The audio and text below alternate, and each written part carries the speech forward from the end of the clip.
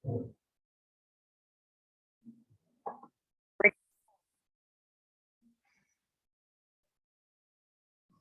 saya Joel Latifson Sinaga. Saya akan menjelaskan tentang audit siklus penggajian dan personalia.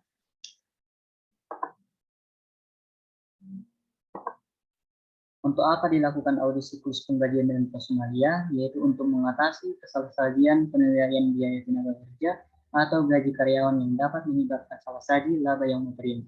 Kemudian, untuk mengatasi kecurangan dalam hal terkait biaya tenaga kerja supaya tidak mengalami kerugian sumber daya atau ketidakefisiensi sumber daya. Kemudian kita akan mempelajari mengidentifikasi akun dan transaksi dalam penggajian dan siklus personil. Bisa dilihat dalam akun-akun tersebut yang termasuk dalam siklus penggajian dan personalia, yaitu seperti kas di bank, di mana kas ini digunakan untuk melakukan pembayaran terhadap akun upah gaji bonus dan komisi aktual, akun pemotongan pajak penghasilan dan pengurangan lainnya, dan akun beban pajak gaji aktual. Kemudian akun tenaga kerja langsung ini setelah ditemukan nama-nama dan jam-jam kerja dikumpulkan, maka akan dilimpahkan ke akun upah gaji bonus dan komisi aktual, di mana setelah dilakukan pembayaran gaji tersebut akan memunculkan salarious expense, wages expense, dan sebagainya. Kemudian gaji tersebut akan dipotong pajak dan akan memunculkan akun yaitu beban pajak gaji. Kemudian saya akan menjelaskan bisnis fungsi dan fungsi terkait dokumen dan rekaman di siklus penggajian dan personil. Apa saja fungsi bisnis beserta dokumennya yang terkait siklus penggajian dengan personil? Nah, di sini kita akan melihat bahwa ada fungsi sumber daya manusia dan kesempatan kerja, di mana Departemen Sumber Daya Manusia yang menyediakan sumber yang independen untuk mewawancarai dan merekrut personil yang memenuhi kualifikasi. Dan juga departemen tersebut juga menjadi sumber catatan yang independen bagi verifikasi internal atas informasi upah. Kemudian ada dokumen, yaitu catatan sumber daya, formulir otorisasi pengurangan, formulir otorisasi tingkat pembayaran, di mana catatan sumber daya ini meliputi data seperti tanggal mulai bekerja, investigasi personil, tingkat pembayaran, pengurangan yang diotorisasi, evaluasi kinerja, dan tanggal berhenti bekerja.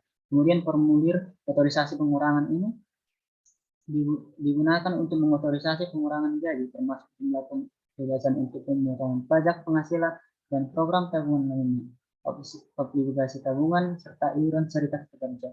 Kemudian formulir otorisasi tingkat pembayaran, di mana formulir ini digunakan untuk mengotorisasi pengurangan gaji, termasuk jumlah pembebasan dan tingkat pembayaran yang sumbernya adalah kontrak tenaga kerja, otorisasi oleh manajemen, dan otorisasi dari Dewan Direksi. Kemudian terdapat fungsi pencatatan waktu dan persiapan penggajian, di mana ini juga menjadi hal yang penting karena mempengaruhi secara langsung beban penggajian selama setiap tahun ini. Terdapat dokumen seperti kartu waktu, tiket waktu pekerjaan, transaksi penggajian, jurnal akibat penggajian, file induk penggajian, cek gaji, rekonsiliasi rekening bank penggajian. Kemudian ada fungsi bisnis pembayaran gaji. Terdapat dokumen seperti cek dan rekonsiliasi bank, di mana kedua dokumen ini digunakan untuk melakukan pembayaran jasa yang dilakukan oleh karyawan. Kemudian terdapat fungsi penyiapan SPT pajak pengajian dan pembayaran pajak yang meliputi dua dokumen, yaitu formulir W2, di mana formulir W2 yang dikirim ke setiap karyawan yang mengisahkan penghasilan karyawan selama 1 tahun kalender. Kemudian termasuk pembayaran kotor, pemotongan pajak penghasilan, dan pemotongan jaminan sosial. Kemudian SPT pajak penghasilan. Formulir ini diserahkan ke unit pemerintah lokal, negara bagian, dan federal untuk menunjukkan pembayaran pajak yang dipotong dan pajak perusahaan. Kemudian kita akan mempelajari memahami kontrol internal dan merancang dan melakukan tes kontrol dan substantif tes transaksi untuk gaji dan siklus personil. Pengendalian tersebut yaitu pengendalian internal untuk penggajian, sangat terstruktur dan terkendali dengan baik. Pengujian pengendalian dan pengujian statistik atas transaksi tidak bersifat ekstensif, tetapi ada 3 alasan untuk hal itu, yaitu karyawan kemungkinan besar akan mengajukan keluhan kepada manajemen jika mereka dibayar terlalu rendah. Kemudian semua transaksi penggajian secara tipikal, seragam, dan tidak rugi. Kemudian transaksi penggajian merupakan subjek audit pemerintah negara bagian dan federal menyangkut pemotongan pajak penghasilan, jaminan sosial, dan pajak pengeluaran. Untuk pengujian transaksi penjualan dan penerimaan kas, pengendalian internal, pengujian pengendalian, dan pengujian substantif atas transaksi bagi setiap tujuan audit yang berkaitan dengan transaksi, ada yang harus dikenal, yaitu pengendalian internal bervariasi dari perusahaan ke perusahaan. Karena itu, auditor harus mengidentifikasi pengendalian, defisiensi yang signifikan, dan kelemahan yang material untuk setiap organisasi. Kemudian pengendalian yang akan digunakan oleh auditor untuk mengurangi penilaian risiko pengendalian harus diuji dengan pengujian pengendalian. Jika klien merupakan perusahaan publik, tingkat pemahaman responden dan luas pengujian pengendalian harus mencukupi untuk merebutkan opini tentang keefektifan pengendalian internal terhadap laporan keuangan. Kemudian pengujian substantif transaksi bervariasi tergantung pada risiko pengendalian dan pertimbangan audit lainnya.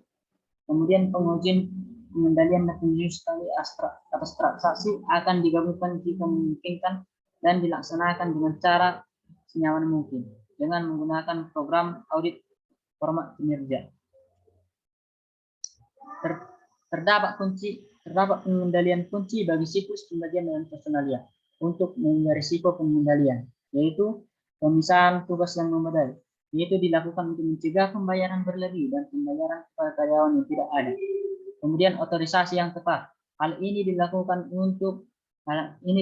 Departemen Sumber Daya dengan mengotorisasi untuk menembak dan menghapus karyawan dan daftar penggajian atau mengubah tingkat upah serta potongan.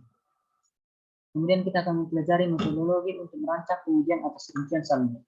Mengidentifikasi risiko bisnis klien yang mempengaruhi penggajian risiko klien, di mana hal ini mungkin terjadi pada kesepakatan kompensasi yang kompleks, yang mencakup bonus dan rencana opsi saham serta kesepakatan kompensasi yang ditanggungan lainnya. Maka auditor harus memahami kemungkinan terjadinya peristiwa tersebut dan menentukan pengaruh potensinya terhadap laporan keuangan, termasuk pengungkapan catatan kaki. Kemudian menetapkan materialitas kinerja dan menilai risiko inheren. Jika sebagian besar transaksi melibatkan kas, ada risiko inheren berupa kecurangan penggajian. Karena itu, auditor seringkali mempertimbangkan pentingnya tujuan audit yang berkaitan dengan transaksi kejadian. Auditor dengan mengidentifikasi masalah yang berhubungan dengan penggajian yang kompleks seperti rencana kompensasi berdasarkan saham yang dapat meningkatkan risiko inheren yang berhubungan dengan akuntansi dan pengungkapan kesepakatan. Kemudian melaksanakan prosedur analitis, di mana ada beberapa prosedur yang akan menemukan skala saji yang mungkin, seperti membandingkan saldo akun beban penggajian dengan tahun sebelumnya akan menemukan saldo saji akun beban penggajian. Kemudian membandingkan tenaga kerja langsung sebagai persentase dari pengajian dengan tahun sebelumnya akan menemukan salah saji tenaga kerja langsung dan persediaan. Kemudian membandingkan beban komisi sebagai persentase dari penjualan dengan tahun sebelumnya akan menemukan salah saji beban komisi dan kewajiban komisi. Kemudian membandingkan beban pajak penggajian sebagai persentase dari gaji dan upah dengan tahun-tahun sebelumnya akan menemukan salah saji beban pajak penggajian dan kewajiban pajak penggajian. Kemudian membandingkan akun pajak penggajian aktual dengan tahun-tahun sebelumnya akan menemukan salah saji penggajian aktual dan beban pajak penggajian. Kemudian merancang dan melaksanakan pengujian atas rincian saldo untuk akun kewajiban dan beban. Verifikasi akun kewajiban yang berkaitan dengan penggajian bersifat langsung jika pengendalian internal yang telah beroperasi secara efektif. Jika auditor merasa puas bahwa transaksi penggajian telah dicatat dengan benar dalam jurnal penggajian dan formulir pajak penghasilan terikat telah disiapkan secara akurat serta pajak dibayar tepat waktu, pengujian atas rincian saldo tidak akan menghabiskan banyak waktu. Sampai sini presentasi saya. Terima kasih.